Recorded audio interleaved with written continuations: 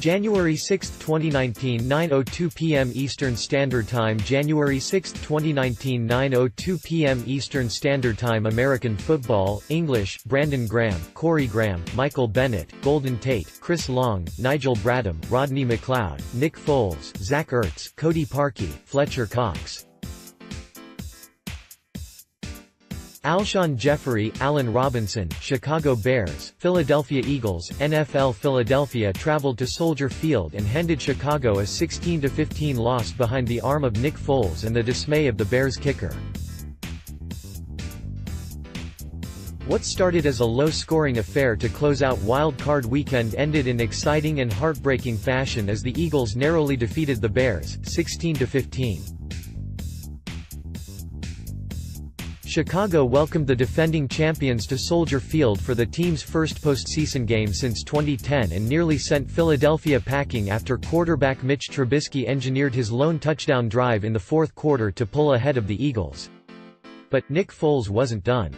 And unfortunately, the Bears' kicking woes weren't either. Nick Foles' storybook season still needs an ending. It's hard to think of a better backup than Foles. The seventh-year quarterback proved he can fill a starter's shoes when he led the Eagles to a Super Bowl win last season. It was the perfect ending to his season and he now has a chance to do it again. Philadelphia will have a long road to Super Bowl 53 as it will have to travel to New Orleans to face the Saints. But Foles showed again Sunday that he still has it. The Eagles were down 5 points with just less than 5 minutes to play when Foles led the team 60 yards into the end zone. He found wide receiver Golden Tate, who was acquired earlier this season and seemingly hushed any talk of the trade not being worth it. Foles. Tate. 6 points for the Eagles. Television. The Mitch Trubisky-led offense was as close as you can get. It's difficult for anyone to face any team that has won 5 of its last 6 games. But when Trubisky lined up against the Eagles, he nearly ousted the defending champions. The lackluster first half saw field goal after field goal while each team struggled to get their offense going. But Trubisky finally got the offense turned around after he found Allen Robinson for a 22-yard touchdown. At Allen Robinson,